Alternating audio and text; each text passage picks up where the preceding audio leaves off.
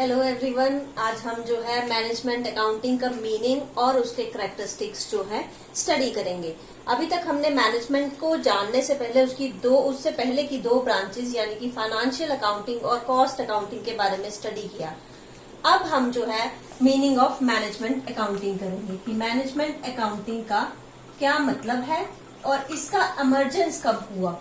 तो management accounting जो है वर्ड हमारा दो वर्ड्स को मिला के बना है। पहला मैनेजमेंट प्लस सेकेंड वर्ड आ गया आपका अकाउंटिंग। मीन्स जब हम जो है अकाउंटिंग इंफॉर्मेशन को मैनेजरियल डिसीजंस लेने के लिए स्टडी करते हैं तो वो दोनों चीजें मिलके जो है हमारा मैनेजमेंट अकाउंटिंग को जन्म देती हैं। अब मैनेजमेंट अकाउंटिंग यहाँ पे सिंपल अकाउंटिंग यानी कि कलेक्शन ऑफ डाटा, और डाटा का जब हम यूज जो है मैनेजरियल डिसीजंस के लिए करते हैं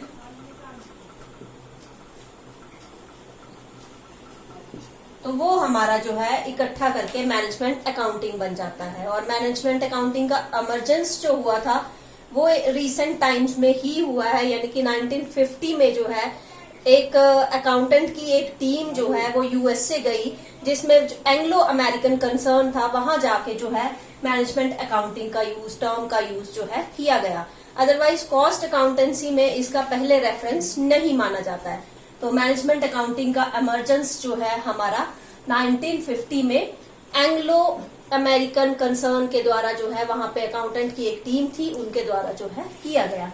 तो मैनेजमेंट अकाउंटिंग में हम जो है डाटा ऑलरेडी कलेक्ट होता है फाइनेंशियल अकाउंटिंग कॉस्ट अकाउंटिंग के थ्रू, पर उसका यूज जब जो है हम वेरियस टेक्निक्स का यूज करके उस डाटा पर जब हम जो है मैनेजरियल डिसीजन के लिए उस डाटा को यूज करते हैं तो वो हमारा मैनेजमेंट अकाउंटिंग कहलाता है।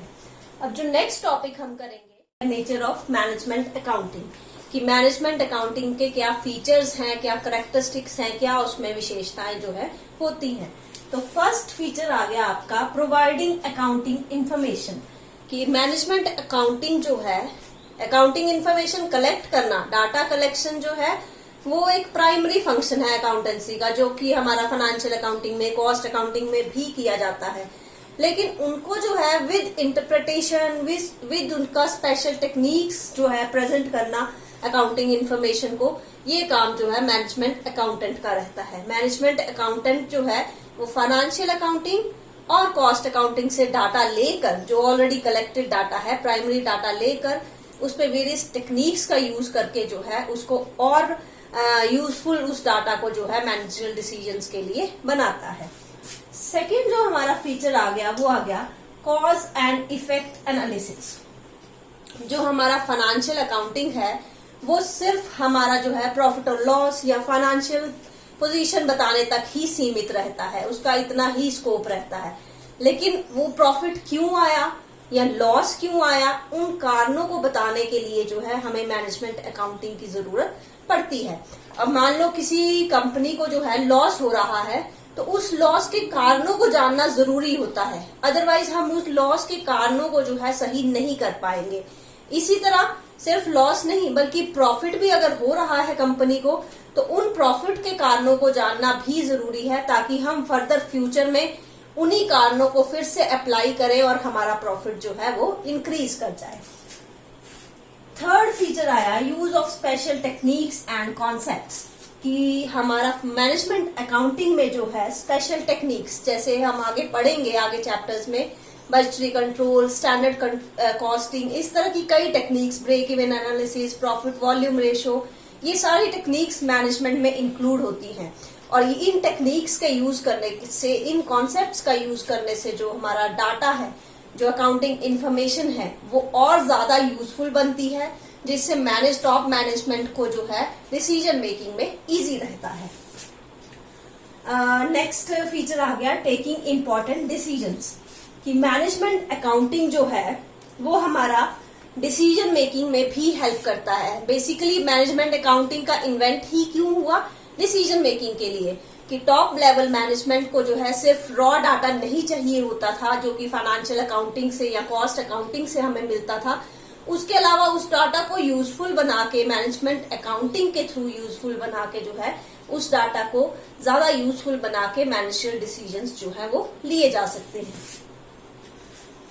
Next feature, achieving of objectives, कि मैनेजमेंट अकाउंटिंग का मेन मोटिव जो है वो ऑर्गेनाइजेशनल ऑब्जेक्टिव्स को प्राप्त करना होता था। जैसे यहाँ लिखा गया है कि हम जो है प्लानिंग फॉर्मूले प्लान्स बनाने के लिए हिस्टोरिकल डाटा जो यूज करते हैं, लेकिन फर्दर उन डाटा को जो है उस डाटा को एक्चुअल के साथ जब हम कंपेयर करते हैं तो उसके बेसिस पे जो वेरिएशंस आती हैं, जैसे मान लीजिए हमने मटेरियल की कॉस्ट एस्टिमेट लगाई थी कि 10,000 रुपए जो है पड़ेगी, लेकिन वो या तो 9,000 पड़ रही है या 11,000 पड़ रही है। तो वो वेरिएशन जो है किस वजह से आया, उस वेरिएशन को ठीक करके जो है हम किसी भी डिपार्टमेंट वाइज, किसी भी प्रोडक्ट वाइज जो है हम उसके ऑब्जेक्टिव्स को अचीव कर सकते हैं। उस वेरिएशंस का जब तक हमें पता नहीं होगा तो हम उन वेरिएशंस को सही नहीं कर पाएंगे। वेरिएशन पता चलेंगी किससे, हमें मैनेजमेंट अकाउंटिंग की टेक्निक से।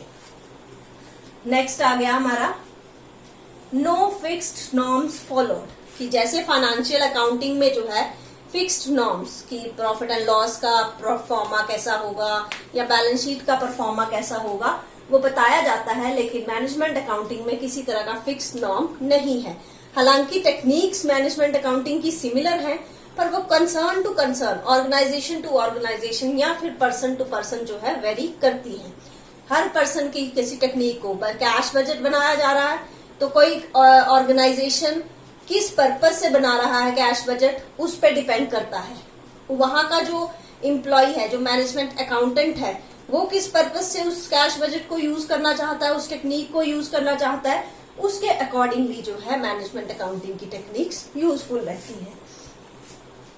नेक्स्ट फीचर आ गया आपका इंक्रीज इन एफिशिएंसी, कि मैनेजमेंट अकाउंटिंग के थ्रू जो है एफिशिएंसी इंक्रीज होती है, क्योंकि इसमें जो है हम वेरिएशंस का पता लगाते हैं कि किसी एक्चुअल डाटा और स्टैंडर्ड डाटा में किस तरह का वेरिएशन जो है वो आ रहा है।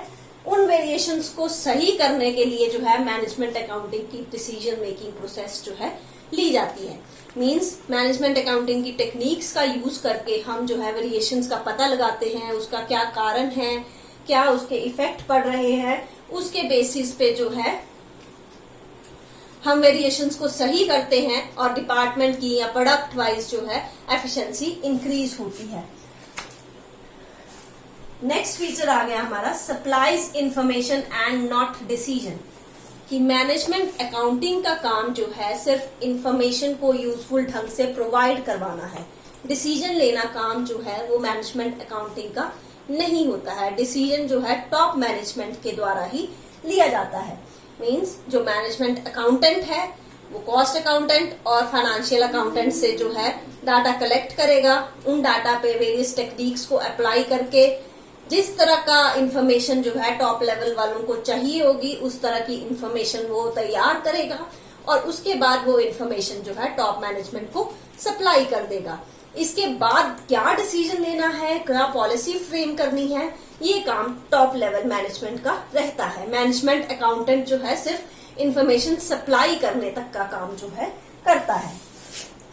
और नेक्स्ट फीचर, लास्ट फीचर आ गया हमारा कंसर्न विद फोरकास्टिंग, कि मैनेजमेंट अकाउंटेंट जो है या मैनेजमेंट अकाउंटिंग की जो टेक्निक्स हैं वो फोरकास्टिंग यानी कि पूर्वानुमान से रिलेटेड है। हम इसमें जो है एक्चुअल डाटा यूज नहीं करते हैं, इसमें एस्टिमेटेड डाटा के बेस पे जो है या फिर एक्चुअल और एस्टिमेटेड डाटा के बेस पे जो है कंपेयर करके जो है हम इंफॉर्मेशन निकालते हैं। तो इसका कंसर्न जो है फ्यूचर प्लानिंग के लिए हम बोल सकते हैं कि फ्यूचर में अब जो चीज ऑलरेडी पॉलिसी लग गई है उस पे मैनेजमेंट अकाउंटिंग जो है किसी तरह का उस पे चेंज जो है वो नहीं करेगी, बल्कि फ्यूचर में जो पॉलिसीज जो बनाई जाएंगी उसमें मैनेजमेंट अकाउंटिंग का टेक्निक्स का यूज जो है किया जाता है। जो कैश बजट है या फ्लेक्सिबल बजट है या स्टैंडर्ड कॉस्टिंग है, स्टैंडर्ड कॉस्टिंग में हम एक्चुअल और स्टैंडर्ड कॉस्टिंग को कंपेयर करते हैं और उसके बेस पे जो है यूजफुल टेक्निक्स, जो इस तरह की टेक्निक्स हैं उसके बेसिस पे मैनेजरियल डिसीजंस जो हैं वो लिए जाते हैं। ये थे आपके नेचर ऑफ मैनेजमेंट, या इसको फीचर्स भी बोल सकते हैं, करैक्टरिस्टिक्स भी बोल सकते हैं। अगर आपको मीनिंग या करैक्टरिस्टिक में किसी तरह की प्रॉब्लम आ रही है, कोई पॉइंट क्लियर नहीं हो रहा है, तो आप कमेंट सेक्शन में लिख दीजिए, उसके बाद मैं उसको क्लियर कर दूंगी।